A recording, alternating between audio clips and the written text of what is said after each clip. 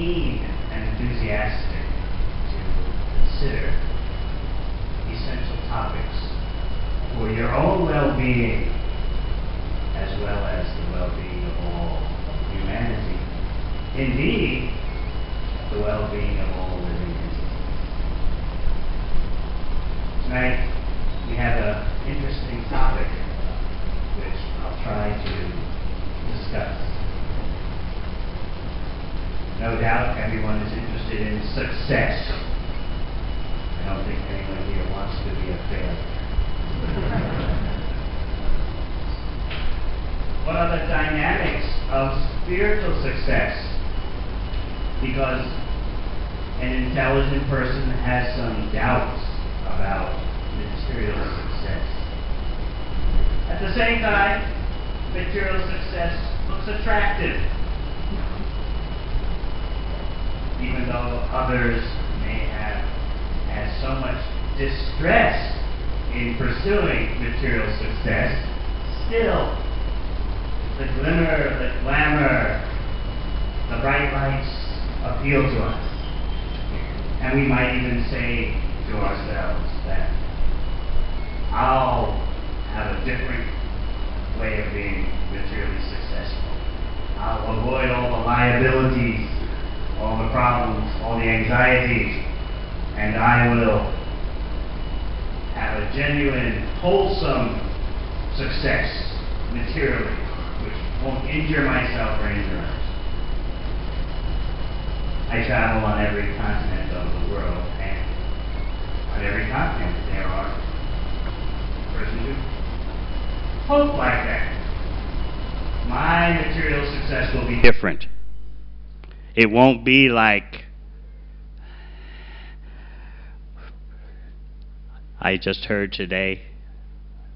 Your fate won't be like what happened to the tycoon, the entrepreneur who was in charge of Raj Travel, the biggest travel and tourist agency in India, who a month ago jumped off the bridge into the ocean, commit suicide.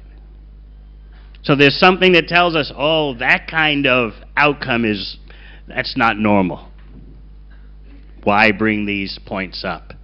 Let's look at those who seem to be satisfied through material success. We're going to be discussing this. So I ask for your kind attention, kind consideration, and hopefully I can say something that may benefit you. So first, I seek the blessings of my spiritual master, His Divine Grace A.C. Bhaktivedanta Swami Prabhupada, and all the glorious devotional personalities in our line. Om Jnana Timirandasya Jnananjana Shalakaya Chakshur Militam Yena Tasmai Shri Gurave Namaha. Jai Shri Krishna Chaitanya Prabhu Nityananda Shri Advaita Gadadhar Shivasati Gaur Bhakta Vrinda. Hare Krishna, Krishna Krishna, Hare Hare, Hare Rama, Rama Rama, Hare Hare. Everything in life has a price. So we have to decide for ourselves.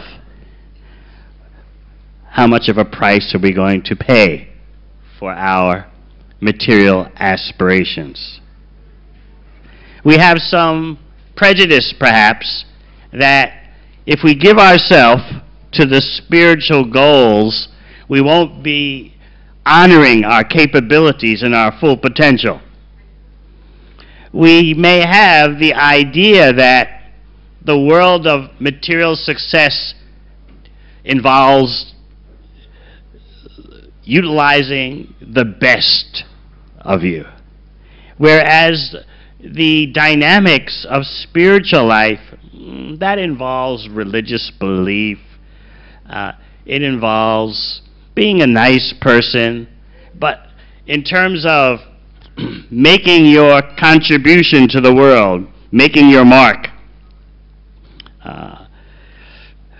acting on your God-given talents and abilities, it seems the material success is the best for that.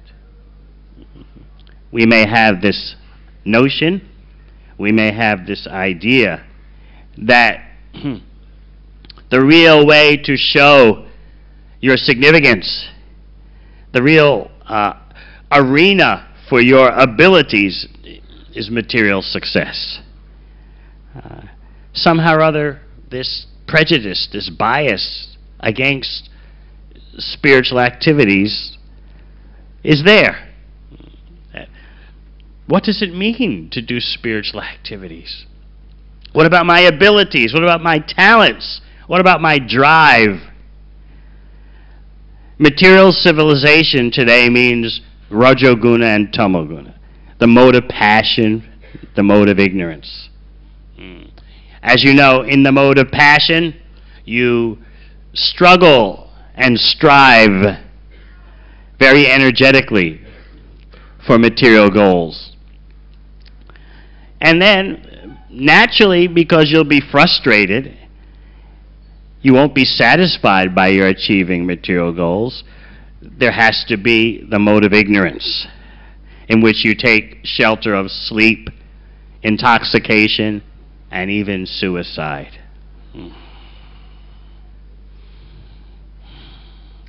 What makes us believers in material success?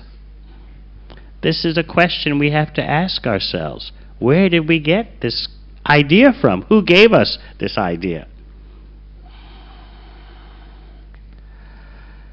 And then we consider devotional activities, devotional life, as Lord Krishna has taught in Bhagavad Gita. And we may think that's for those who couldn't succeed in the material world. They didn't have the talents. They didn't have the abilities. They were not able to swim with the sharks. And so, so they retreated to a life of devotional seclusion, avoiding the world because they couldn't handle the world. They didn't have the skills. They didn't have what it takes. We may not say those things, but we may be thinking like that. Some or other, we have this notion embedded in us that the world owes us fulfillment. The world will reveal to us our glory if we just struggle more, work harder. Our day in the sun will come. Right? It's out there, right? Others are getting it. Why not you? If you just try harder and harder, it'll be in your grasp. So in this way, we motivate ourselves to push onward. And of course, society, family, and friends all encourage us. Yes, put your all in all into pursuing material goals. That's the normal way. What happens is that we end up struggling and striving so intensely that we never even have the time to question why we're doing what we're doing. In fact, you may even say, to question is a luxury. Who has the time for that? Questioning, deep questioning is done by idle persons. Those who are truly active and powerful, they don't have the time to ask questions. They're making things happen in the world. We want to be like those persons who are movers and shakers.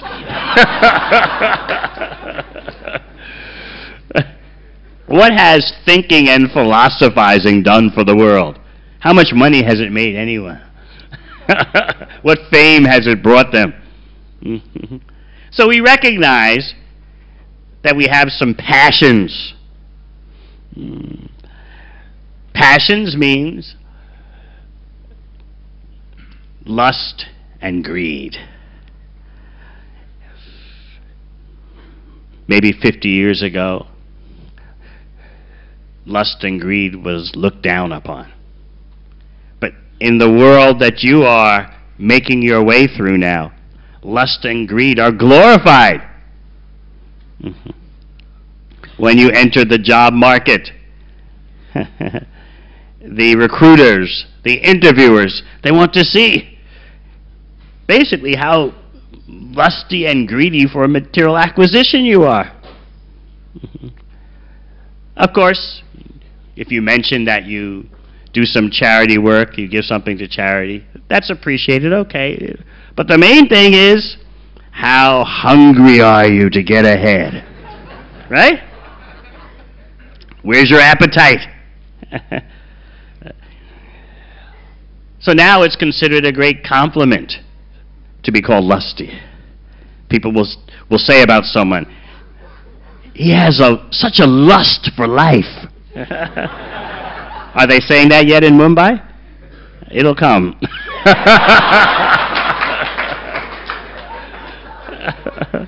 You'll receive such words as a great honor. Yes, I have a lust for life. And even these days, to be considered greedy for achievement. Not greedy in a way that obviously steps on others' toes, but just greedy for nice, wholesome material gain. That's considered very good. After all, you have abilities, you have skills. What are you going to do with those abilities and skills? You're meant to achieve. You're meant to acquire.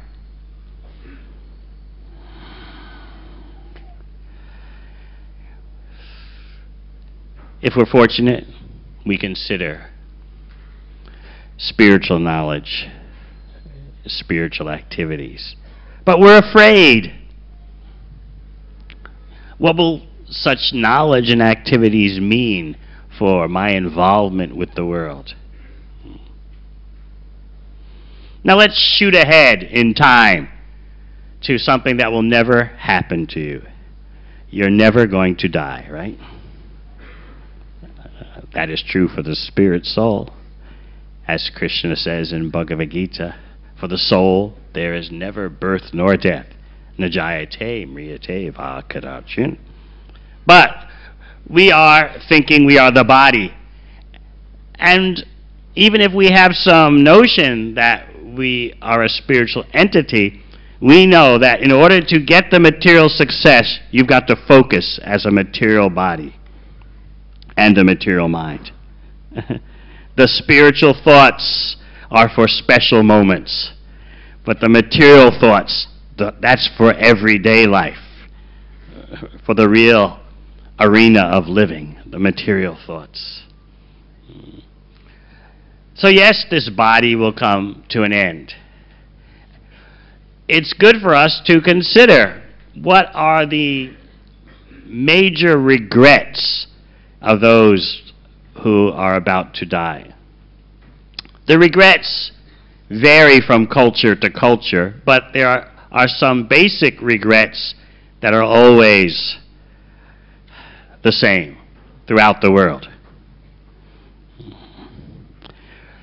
So just think. You're priming yourself for success, for achievement. But what is it like for those who are about to leave their bodies, leave this world? How do they look back upon the spent years of their life? Regret number one is, I wish I had lived a life that was more true to myself and what I really wanted to be, instead of living a life so bound up with the expectations of others. This is the number one universal regret in the world that persons have right before they die. Why did I spend my whole life, or so much of my life, living according to others' conceptions, what they wanted me to do?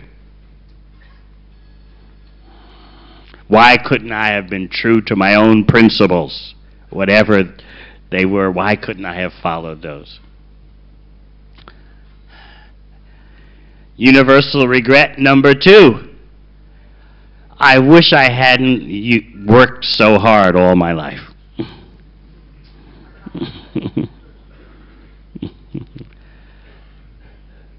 Universal regret number 3.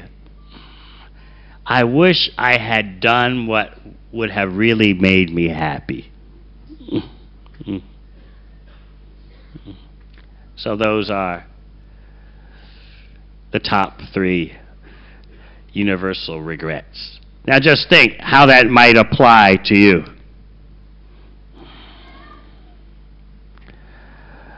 We have our goals, we have our aspirations. Some of it is biological, and some of it is social. You're all young men. You should know the power of the hormones in the body and how they are dictating to you so much.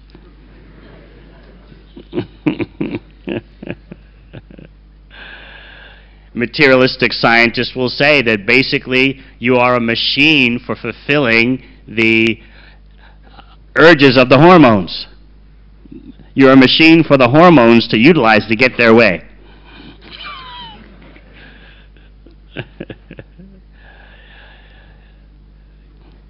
Young men should know that the male hormone, testosterone, when you become 16 years old, it increases tenfold. So obviously your outlook in life is going to change because these hormones are powerful biochemicals that are dictating to you. You must feel like this. You must do this. Remember when you were innocent little boys before the testosterone increased tenfold? Those carefree days of innocence, remember? Before you became so fascinated by the internet and the movies. Remember those carefree, innocent days? Then the testosterone increased tenfold by the time you're 16. And it continues to increase until you are 21. By the time you're 21, no one here is around that age, right? By the time you're 21, you are a blazing inferno.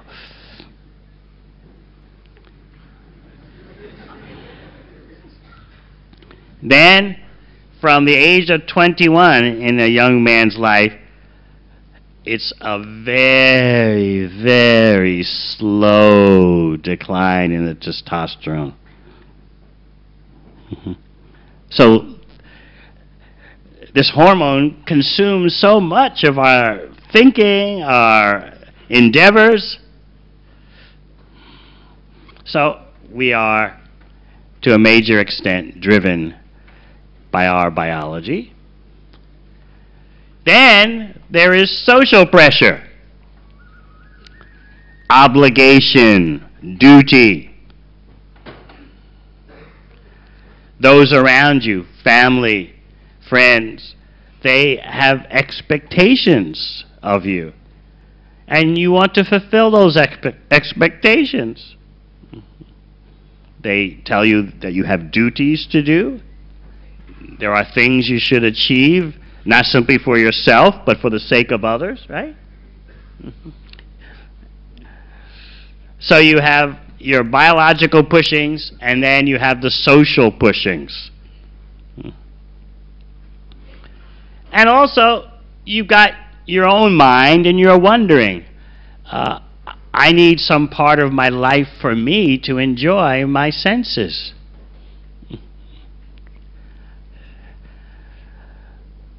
Remember when standard life in India used to be so much about duty and obligation? Remember those days? Or maybe that was even before your time?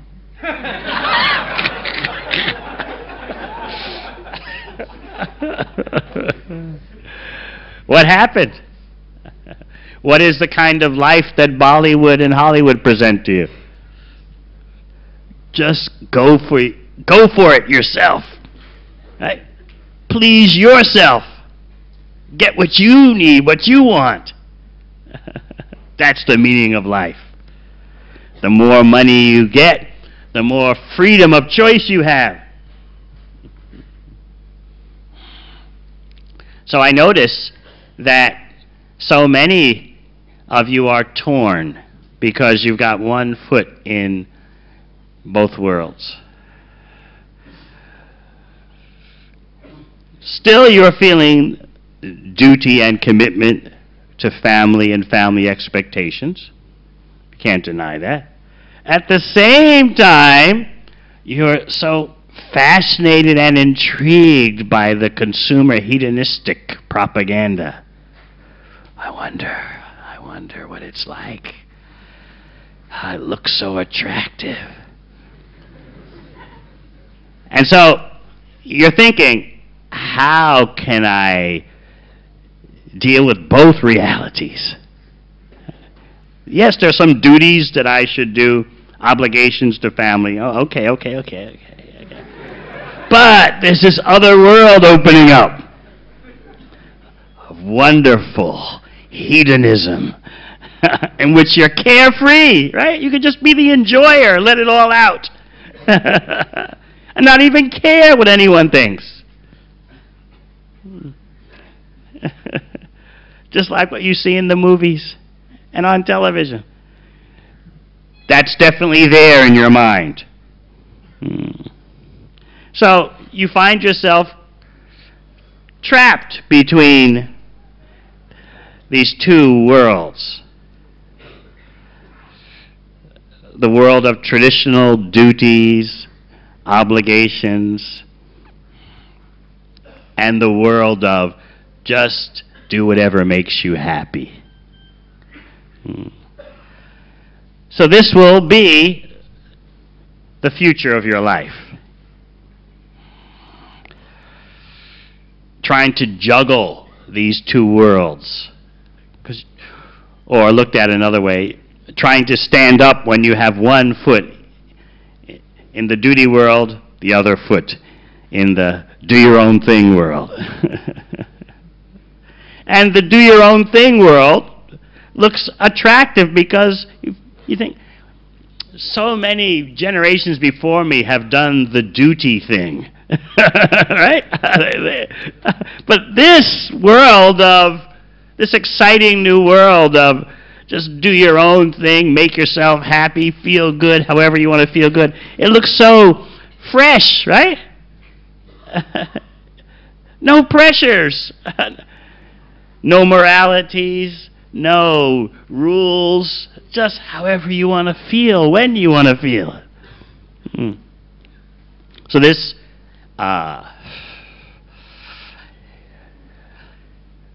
this schizophrenia, for those you don't know, schizophrenia is a psychological term referring to someone who has like a split personality. This is affecting so many young people today. So many decide, I've noticed, that many decide they're going to handle both of these worlds, the duty world and the hedonistic world. You can't ignore either one of them. You can't be completely traditional, simply duty. I have my duty. I have my family obligations. That's all I'm going to think about. Duty to family, obligations to family. You can't go completely that route, and you can't completely go the hedonistic route. So you're going to do both. And that decision to do both consumes so much time, energy, resources. There is another alternative. the spiritual alternative. The Krishna conscious person, the bhakti practitioner, knows how to handle the affairs of this world as well as the affairs of the spiritual world. That kind of insight and expertise comes when we base our life upon spiritual knowledge. So the devotee of Krishna, the bhakti practitioner, becomes such an empowered person. He or she can handle the social obligations and expectations in the most expert way. And he or she can also know how to stay free of the hedonistic lifestyle which drags so many persons down. How can you stay free of the hedonistic lifestyle? The demands of sensuality, which you see everywhere on the internet and in the movies. How do you stay free from that? It seems like those kind of people have all the fun. The sensualists have all the fun. Isn't that what Bollywood and Hollywood are trying to impress upon you? This is the kind of person who enjoys life. Don't you want to be like that? Get money and enjoy in this most successful way. What does a Krishna conscious practitioner do? What does a Krishna Bhakta do that can replace such powerful sensual urges?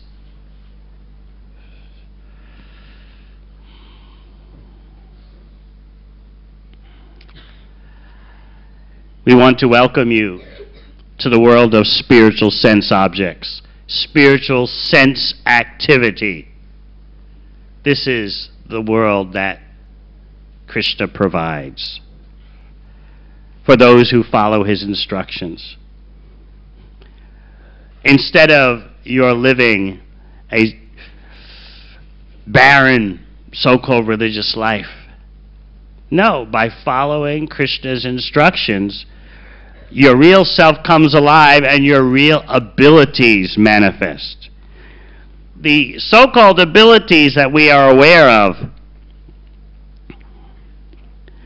in material existence, they're just shadows compared to the abilities that will manifest when we engage in Krishna's service. Engaging in Krishna's service takes the best that we have to offer and more. As Krishna says in Bhagavad Gita, he preserves the good that you already have when you engage in his service, and he brings to you further abilities, further expertise.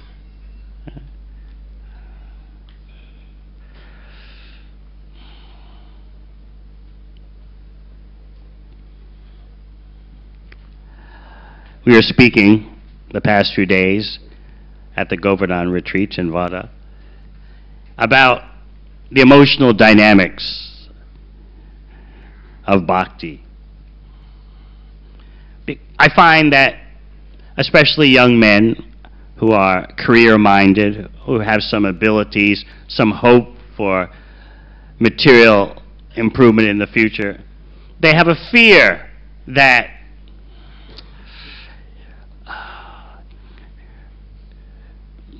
the practice of bhakti won't fulfill their inner self.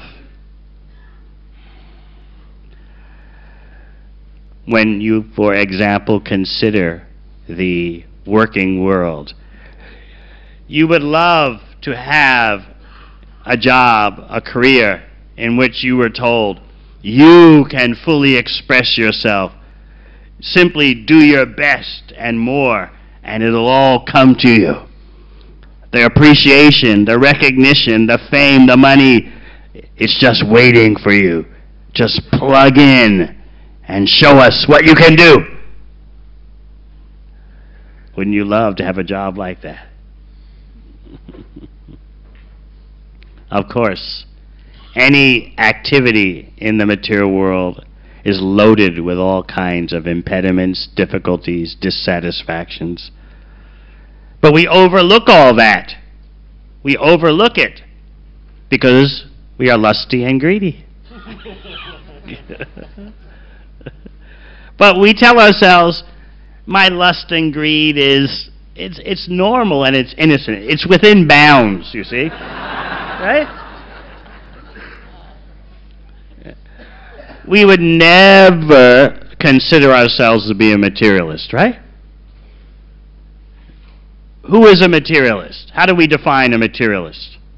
A materialist actually is whoever has more than you. Right? They are the materialists. We look at ourselves in our material aspirations and hopes for achievements. We have just what we need, and we could use a bit more, right? But the others, the greedy ones, who have ruined the world, they are the materialists.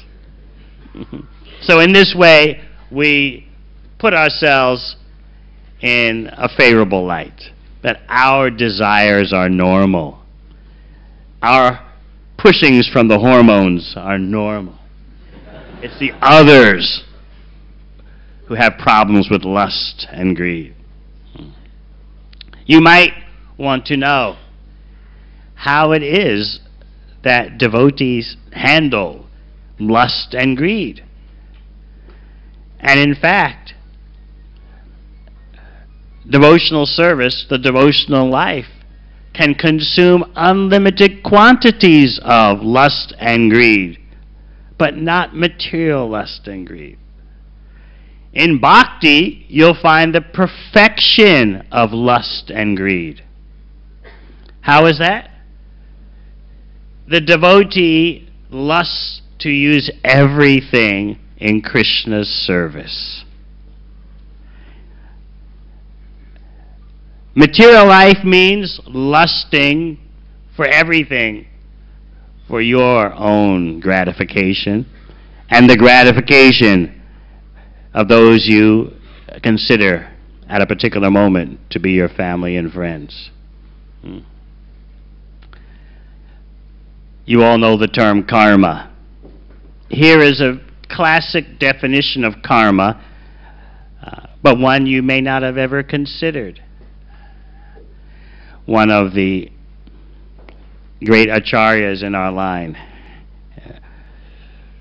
in fact, the spiritual master of His Divine Grace, Srila Prabhupada, Srila Bhakti Siddhanta Saraswati Thakur, said, karma means any action taken, number one, for your own happiness, and number two, for the happiness of select others. That is karma. We're prepared to endeavor to achieve, to acquire, for our own happiness and for the happiness of a few others who are connected to our body through family relationship or friend relationship.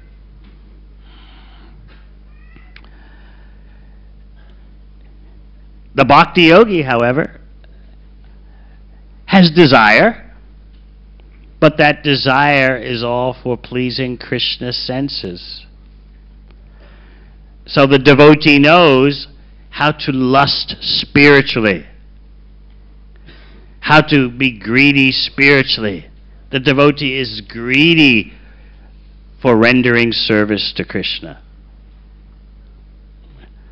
Whenever I visit this Radha Gopinath Mandir, and I'm fortunate to have some association with the brahmacharis here, I have concluded that they are among the most lusty and greedy persons I've ever met.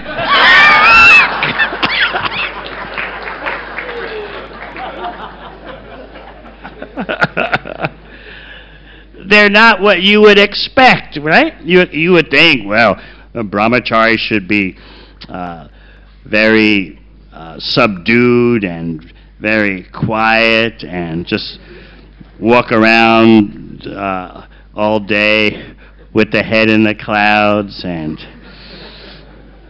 muttering mantras. That's all. But what do you see instead? You see dynamics. You see intense desire. Indeed, I say you see lust and greed perfectly. You see this lust and greed perfectly used for Krishna's pleasure. And that is the most beautiful sight in the world. To see the perfection of lust and greed in action. So in other words, to be on the genuine spiritual path, as Lord Krishna has given in Bhagavad Gita, brings out the best in you far beyond what you could ever imagine could be done in the material world. And actually, the devotee starts to understand that my endeavors for material success were debilitating me. They were wounding me. They were weakening me. Whereas when I endeavor to please Krishna, I become stronger, I become wiser. One reason is that any material endeavor, no matter how innocent we may think it is, results in frustration, and that frustration leads to anger. We have to blame someone because we never get what we want. But in the special circumstances in which we get what we want materially, it doesn't satisfy us. I was speaking recently at a university campus in Australia, and there people are environmentally aware. They know that the earth is facing huge environmental problems. The basic facts are that the consumer societies that we have today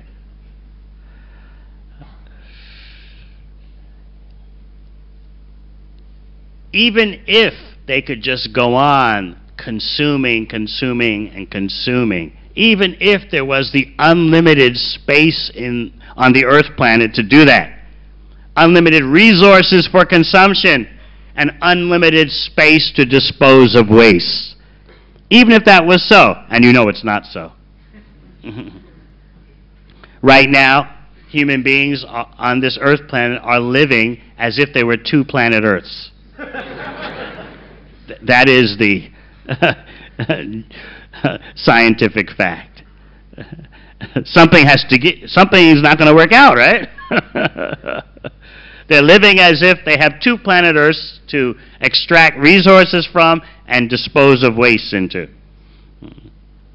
But let's just say you could just go on forever consuming material advancement, economic development. You can just go. You can't do that, you understand, right? It doesn't work scientifically. You're dealing with limited resources, and you're dealing with limited space to dispose of waste. It's like in your house, or your flat, or wherever you live. How much stuff can you accumulate in your house? Your house is limited. Your home is limited. And when you want to get rid of all the waste, how much space in your home do you have to store all the waste? There are limitations. So the planet is like that. But let's just fantasize. We allow all the human beings in the world to go for it. Unlimited material achievement and acquisition and consumption. And let's say, in this fantasy, that the world has unlimited ability to absorb all that material acquisition and drive and desire. The world has unlimited space for the wastes. It has unlimited resources to give. You know it's not true, but let's say it's true. So if people had the room, the space, if the world gave that to them to unlimitedly pursue their material desires, still they would not be happy, because they can't be happy by such a lifestyle. Now, some persons are starting to understand this, but they don't know what to do instead of such a lifestyle. It's tragic. Even if you could get what you want, you will not be satisfied.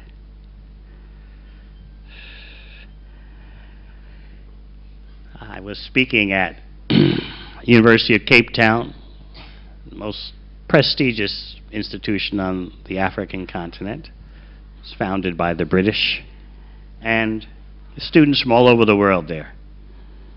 And so I was mentioning to them the latest research in the newfound science of happiness. Science of happiness has been officially recognized for about the past 10 years or so.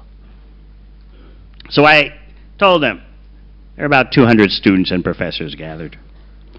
So I mentioned that I'm sure you're aware of the latest research which shows that any extra income or luxury beyond a basic middle-class standard of living will not lead to any increase in happiness as measured by normal psychological indicators. Once you get to a basic middle-class standard of living, any further increase in money or luxuries won't make you any more happier when you consider happiness in a way that materialists consider happiness. So I asked the audience of 200 students and professors, you all are aware of this? This is a prestigious university. I'm sure you know of this. They all raise their hands. Yes, yes, we have heard this. So then, I asked a question that maybe I shouldn't have asked. I said, now I'd like all of you to raise your hand who are prepared to live just a basic middle class standard of living. Out of 200 persons, maybe 2 persons raised their hand. So what's going on here? In other words, the intelligence may even tell you, but you can't follow through.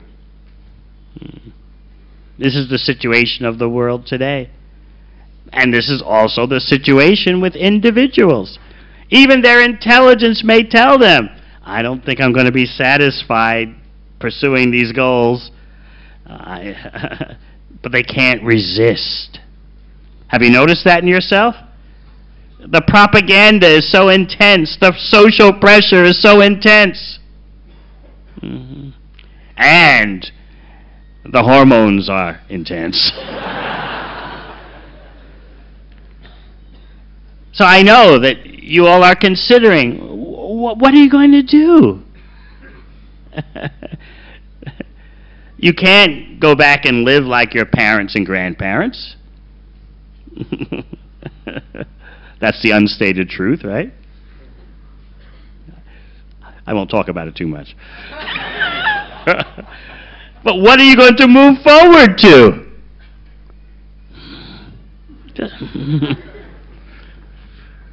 What is your path forward? You can't go back and be a complete traditionalist. At the same time, what's up ahead for you? So no doubt, what you're probably thinking is, how about a life of nice materialism? Okay? Innocent materialism.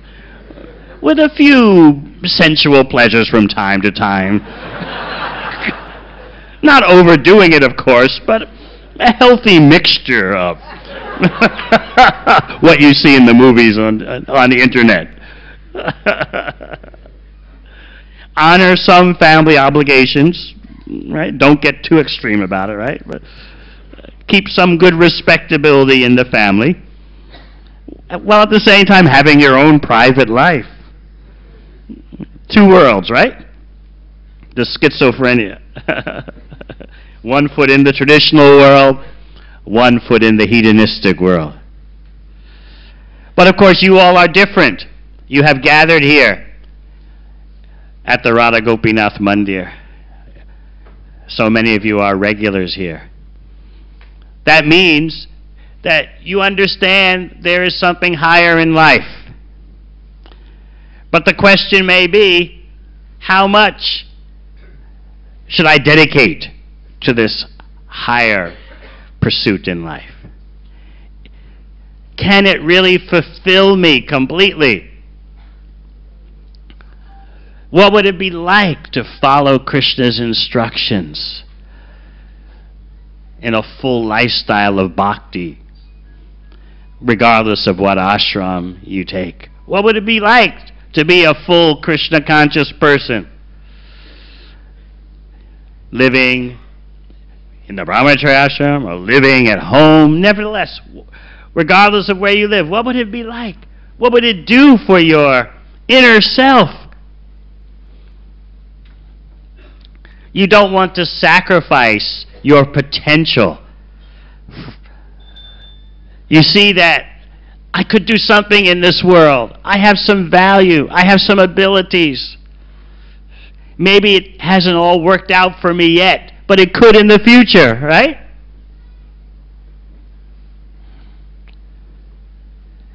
In the future, I could really come across a great material situation.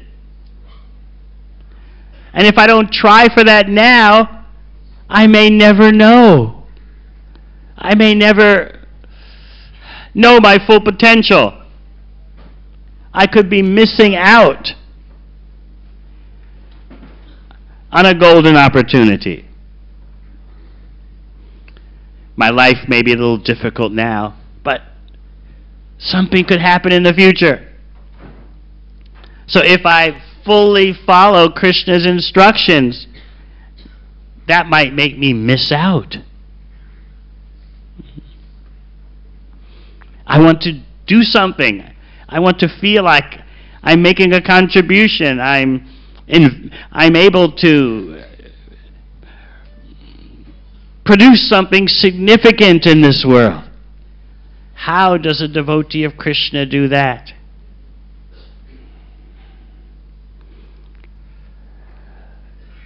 Actually, the devotee of Krishna does the most significant, lasting things.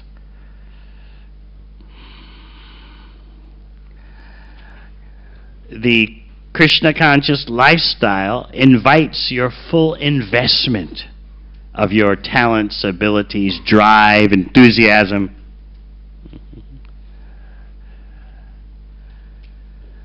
Krishna can take from you all your energies and reciprocate with you far beyond your expectations. This is the wonder of bhakti. You're dealing with the supreme reciprocator.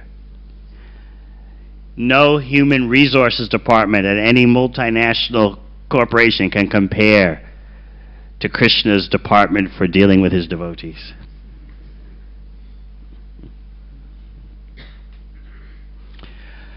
By engaging in devotional service, you come alive. You realize you've been sleeping in your material endeavors.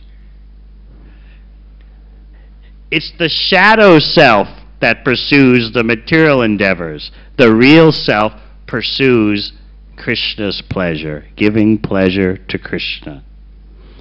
So what we thought was the real self, full of material lust and greed, ambition, pride, That's the shadow self. And you'll never be satisfied by indulging in the shadow self. That is why Krishna invites you. Be for real in bhakti.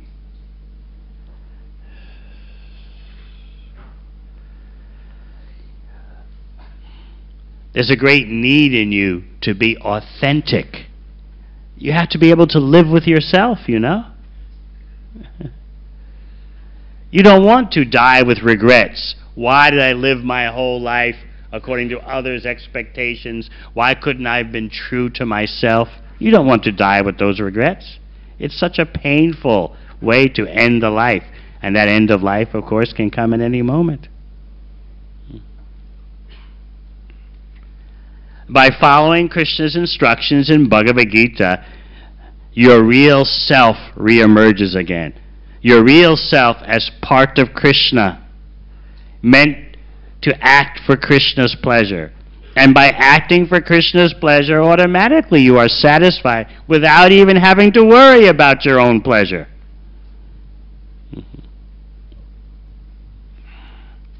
Service to Krishna involves so many talents, so many abilities.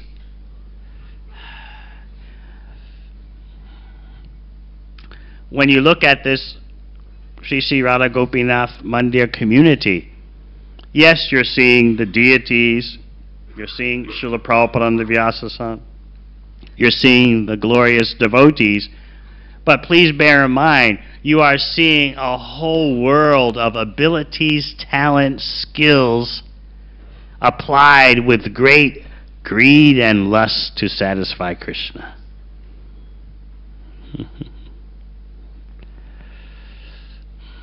And there's a place for everyone to plug in somehow or other, whether married or single or undecided.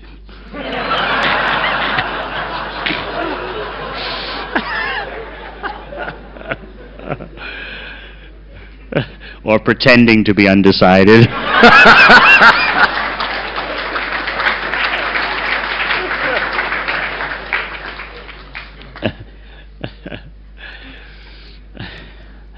There's a place for everyone, a way for everyone to plug in. And in this way, the real self emerges and the shadow self starts to disappear. It's that shadow self that's pushing you around. Go for material goals. Satisfy your material lusts. Be nicely greedy for material acquisition. Be courteous while you're greedy. That's the shadow self. And many of you know this will never satisfy you, this shadow self.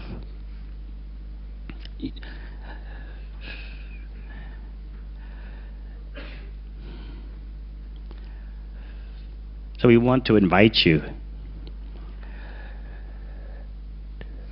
to deepen your investment in Krishna's world. Krishna's world will take the best you can offer and reciprocate with you far beyond what you can ever expect. Krishna's world involves the best talents, the best abilities, the best skills. Not only the talents, abilities, and skills you have now, but Krishna will give you more.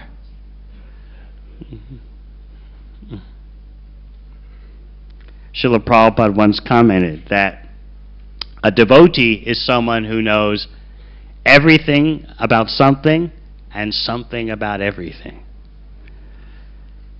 How is that?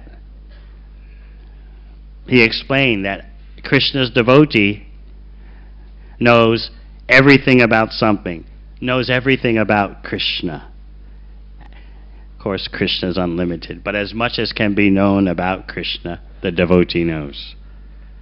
And the devotee knows something about everything. He explained that means that in the course of serving Krishna, a devotee picks up so so many different types of knowledge and skills. Knows something about everything, because the world of service to Krishna is ever expanding.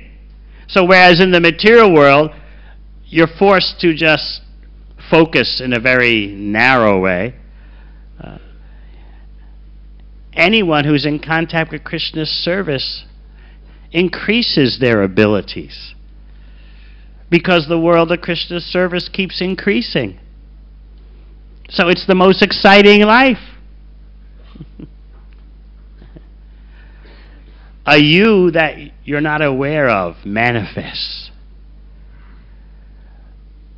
First of all, sense control and discipline manifest. Kindness manifests. Gentleness manifests. Peace, inner peace manifests.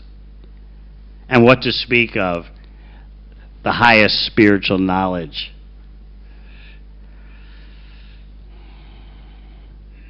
You indeed begin to practically experience that you are part of Krishna. And you feel Krishna's reciprocation through the chanting, through the kirtan, the japa, the prasad, especially when done in association with devotees. You start to come alive. And that's what you really want. You don't want to be a phony. You don't want to waste your life and die with regrets. You want to solve the schizophrenia. You want to solve being with one foot in each world. Well, there are the family obligations and duties. Okay.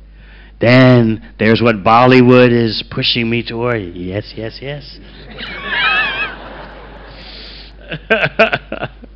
Why waste your whole life going crazy that way? Why not learn how to handle the body and mind with bhakti skills, how to become the master of your mind and senses, and why not learn how to deal with the family obligations in a way that's progressive for both yourself and the family members? These are the skills that a devotee knows. And in the course of a devotee's serving Krishna, you become equipped with skills and talents more than what you would ever expect. You're plugging into the spiritual world. Actually, Krishna is the source of all talents, abilities, and skills.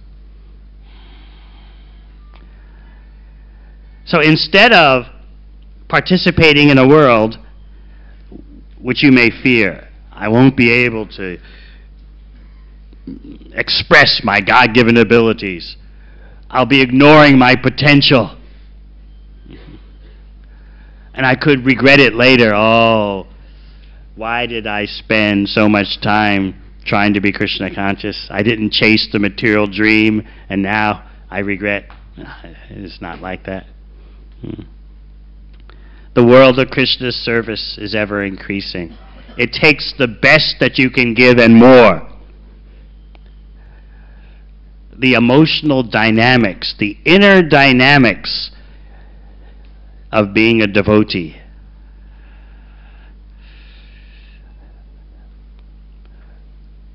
There's no comparison to it.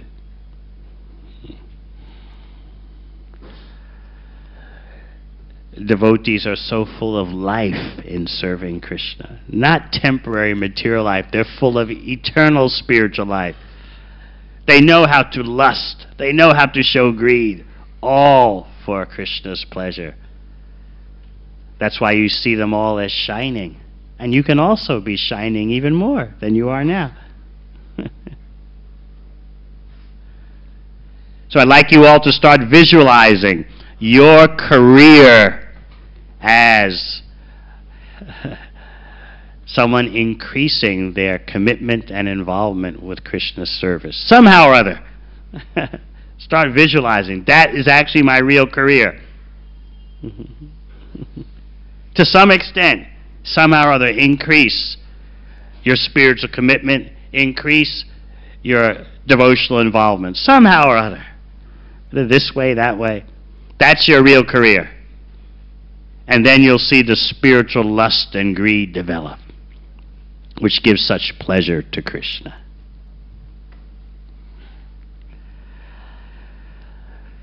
Please consider this.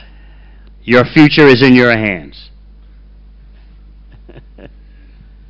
We've spoken about the pressures from the world of duty and obligation, the pressures from the hedonistic world, which is so popular these days.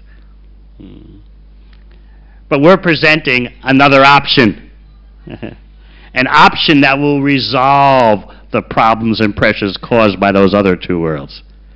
You'll learn how to handle both of those worlds easily with the skills that you learn in your bhakti career. So please consider this. I thank you very much. Hare Krishna.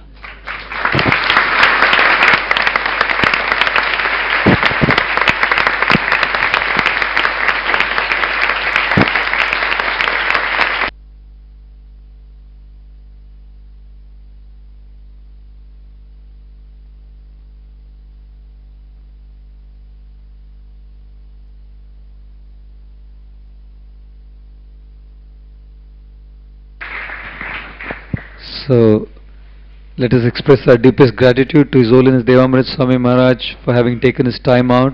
He's traveling to Tirupati tomorrow and is here with all of us this evening. We'd like to thank him for his very deep analysis of material lust and greed, and giving us the option how to harmonize the two worlds, how to bring the balance. Let us thank him by loudly chanting Haribo! Haribo! Haribo! We have with us this evening, after over 6 months for the Prerana festival, His Holiness Radhanath Swami Maharaj.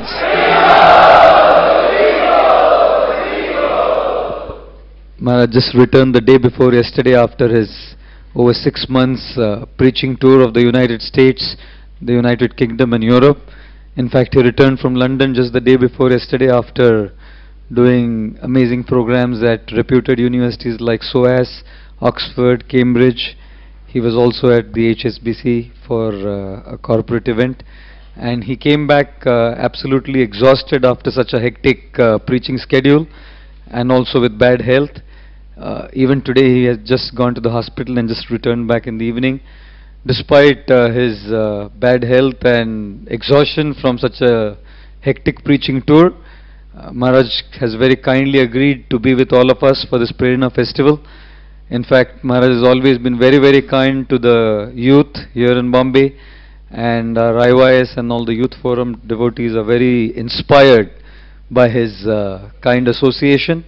So we would like to welcome His Holiness Radhanath Swami Maharaj once again for the Prerana festival by loudly chanting Haribo!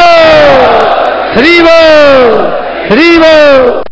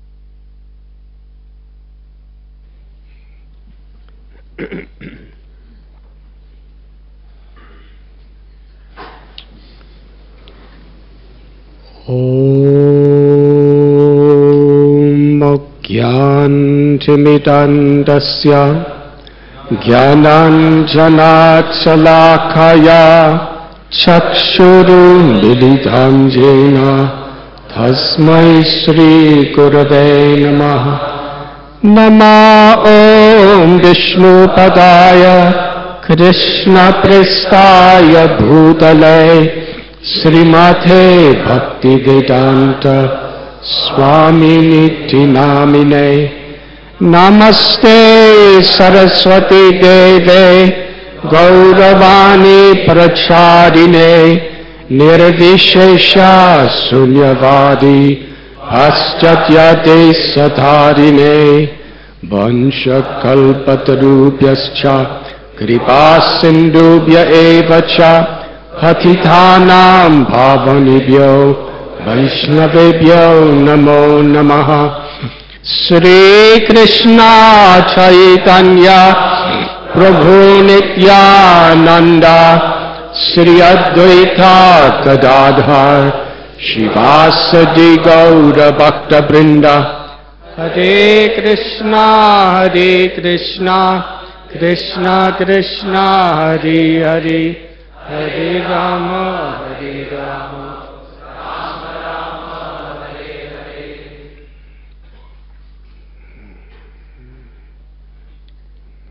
I am so grateful to be with all of you this evening. Special gratitude to His Holiness Devamrita Swami Maharaj for his brilliant, soul-searching, enlightening Harikatha. Thank you. He transformed our hormones.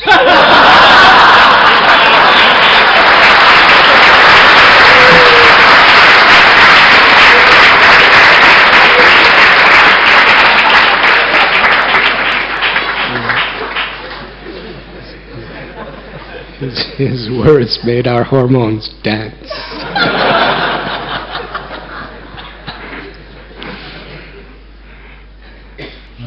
Maharaj was so beautifully speaking about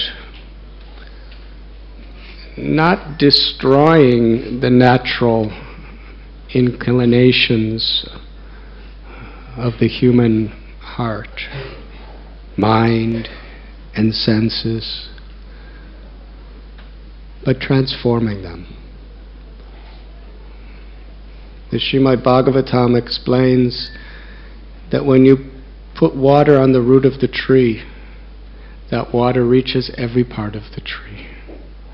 And similarly, when we focus our body, our mind, our words, our desires, our greed, our lust, and all the other things that he was discussing toward selfless service to Krishna or to God, then it has an opposite effect. Instead of entangling us in material complications, it liberates us. And just to add something to what he said, I'd like to offer some living examples throughout history, especially in Lord Chaitanya Mahaprabhu's pastimes, which illustrate this. Lord Chaitanya is Krishna. The Vedic literatures tell us that in this age of Kali, once in a day of Brahma, Krishna appears in the role of his own devotee to teach us how it's practical, accessible to everyone to achieve this greatest of all treasures, the Prema Dhan, the Purushartha Siromani, the jewel of love of God. There was a king named Prataparudra. He was the undisputed king of the entire Orisen province. which in those days included Andhra Pradesh and that whole area. He was called the Gajapati. He was undefeatable. Even the time when there were Mughal emperors conquering India, they could not penetrate his kingdom. In order to do that, you really have to have it together. He had armies, military, he had spies. That's what you need in those days when you have enemies all around you. He had economists. He had a massive treasury.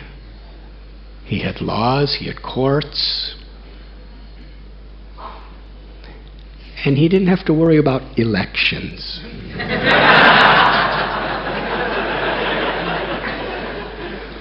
I just came from America, and everyone, everywhere, is talking about elections. And this happens every 4 years.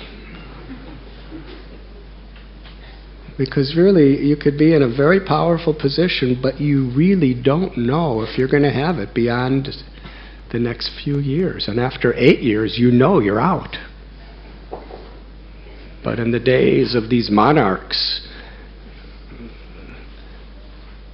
they come in, they're king, usually when they're teenagers, and for their whole life. So King Prataparudra was a very, very talented person. Materialistically, he was topmost. But then he heard from his teacher, his guru, Sarvabhauma Bhattacharya, that Krishna had appeared in this age of Kali as Lord Chaitanya, and Lord Chaitanya was living in Jagannath Puri, which was his kingdom. Because Sarvabhauma Bhattacharya had such deep faith, and he had such realization of who Lord Chaitanya was, the king believed him immediately. He said, I need to meet him. Now when the king wants to meet a beggar, sannyasi, that's usually a great honor. But when Sarvabhauma Bhattacharya told Lord Chaitanya that King Prataparudra wants to meet you, the Lord said, I'm a Swami. And in those days, Swamis didn't meet kings. Sarvabhauma said, but he's not an ordinary king. He's a saint. He's a Rajarishi. Lord Chaitanya said, still, what will people think if I'm meeting people with so much money and so much power? When this news came to Prataparudra Maharaj, he said, it's not that he had to think about it really deeply. From the core of his heart, he immediately said, then I will give up my kingdom. If my kingdom, if my being a king is an impediment to meeting the Lord today, I'll not only give it up and give up my palace, I will live in the street like a homeless person and become a beggar. That will be my greatest treasure. That will be the greatest conquest of my life. And he meant it.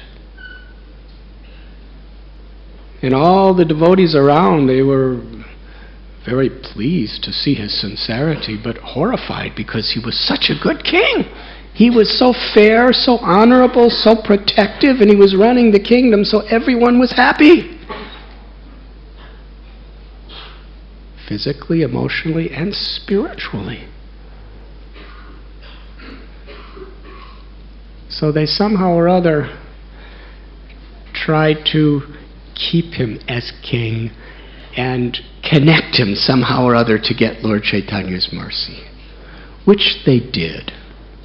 That's a long story.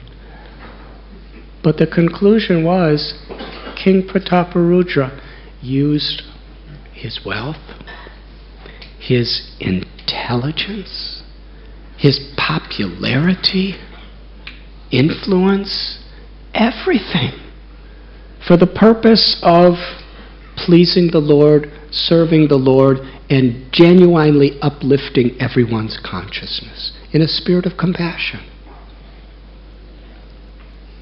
Because he understood nothing is mine. Everything ultimately belongs to the Supreme Lord, to Krishna. Proprietorship means control. If you own a place, people can't just say, you have to get out. But in this world, our body, our homes, our wealth, our family, our abilities, our intelligence, at any moment it could be taken away. And inevitably at death it will be taken away. So it's never really ours. It's in our care. And this is the spiritually enlightened way of seeing this world. That whatever intelligence, abilities, wealth, influence, whatever there may be, it belongs to God, to Krishna, Sarvaloka Maheshwaram, and it's in my care. And let me use it in harmony with the will of the proprietor. That's bhakti. By using our talents and our gifts in this way, we are watering the root of the tree. And not only do we find the greatest